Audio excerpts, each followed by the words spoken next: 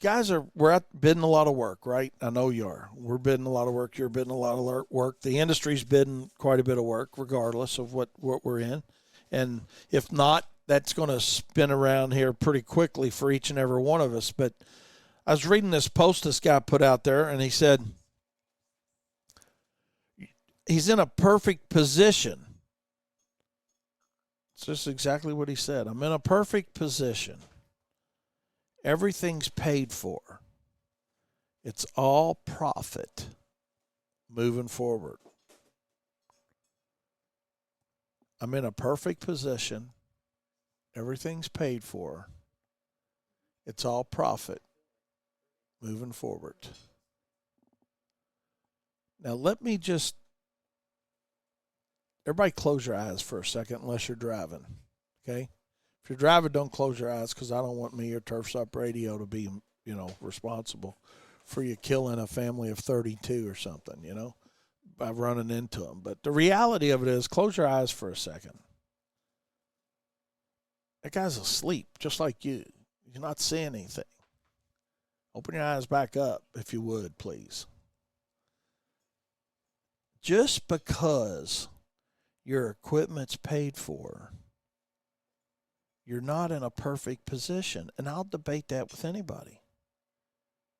The mathematical side of that, which I'm not too smart at, but I've got a daughter that can justify it for us. The mathematical side of it's all profit moving forward is exactly why our industry fails at the rate it fails.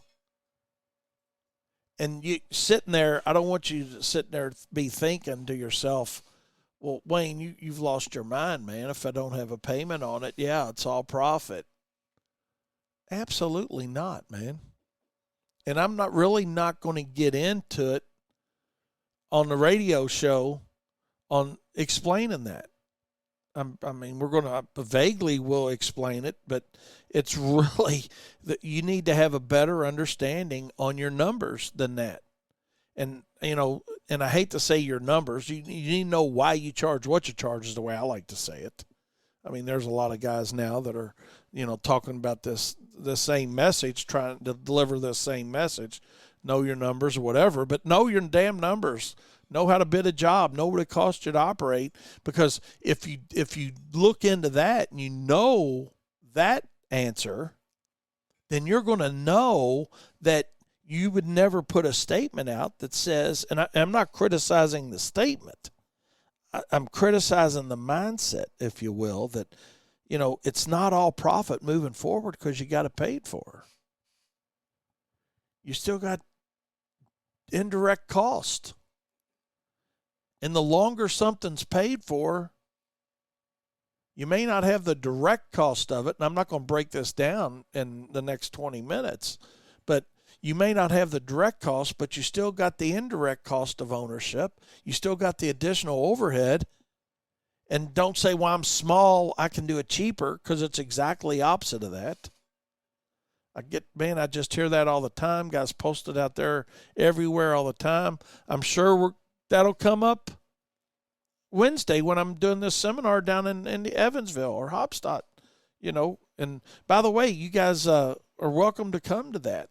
If you're in that area, let me know you'd like to be there. I'll let them know you're going to be my guest, because they end up generally having to cut it off, honestly, quite honest with you, because they reach capacity of what they can put in their room there. And they'll have 200-plus contractors, I'm telling you. But if you want to come, let me know. And because we got two great topics, raising prices without losing customers, and we got another one that's industry trends and forecasts for 2023 and beyond. And actually, Daniel's will be live streaming for our Profit Circle people. Okay? So from there on Wednesday. But it's going to be two great topics to talk about. And one of them, part of what we'll talk about is this type of mindset. It's not all profit because you got your stuff paid for. And just because you're small doesn't mean you can do it cheaper. Because what small also means, yeah, Wayne, I don't have the overhead. I get that. I remember the day when I was operating out of my house in a 10 by 10 shed. I remember that. I'm not too old. I haven't forgotten that. So, yeah, I didn't have the rent and the phone bill and the lights and all the things that go along with, having a building and, the administrative side and that whole thing. I understand that. But what you don't understand is, and not you particular, but in a situation where you say I'm small, I can do it cheaper. But what you also don't have is the use rates on that equipment that a larger service has. So even though your additional overhead may be different, your use rates are also different. And as you use a piece of equipment less, and look at it the other way, as you use a piece of equipment more, but let's look at it on the I'm small, I can do a cheaper side. Because you don't have the hours of use on that equipment, your indirect and direct costs are different. And like I said, we're not going to break that down today, but I just want to plant that seed of thought in your mind that you need to think about that. That just because you're small doesn't necessarily mean you can do it cheaper.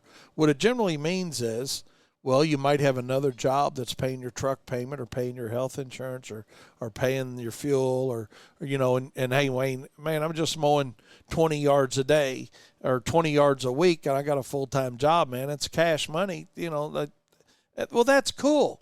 Then don't sit back and act like you're running a business either. Because it ain't fair to compare a guy that's doing 20 or 30 or 50 yards a week to somebody that's doing 600 a week or 1,000 a week or whatever the difference is in between. So, and that's where a lot of times the message on social media and different platforms gets lost. It's these guys that are out there. And again, I am not making fun of it. I'm not throwing anybody under the bus. But they're out there being keyboard heroes and they're doing $100,000 a year in work or $50,000 a year in work. And again, I'm not minimizing that. I remember when I did $8,000 a year. I honest to God really do. So I'm not making fun of a small business by any stretch of the imagination. I'm just saying you got to understand that the methodology and how you're going to run a business and what you really need to know changes as the game changes. It's kind of like when you go from youth league sports to middle school to high school to college and pros. The game changes. And the game changes in our industry as well. And that's what we got to understand.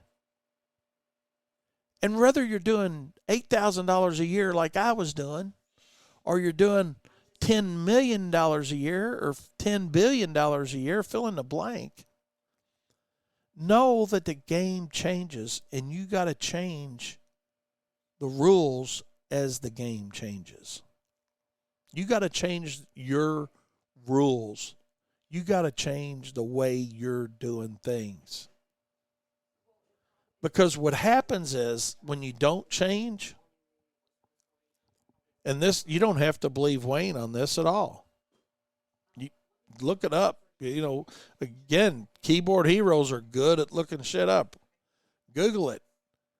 Google the failure rates for our industry.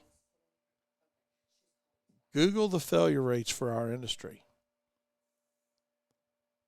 Guys and business owners are not lazy. They just don't know what they don't know.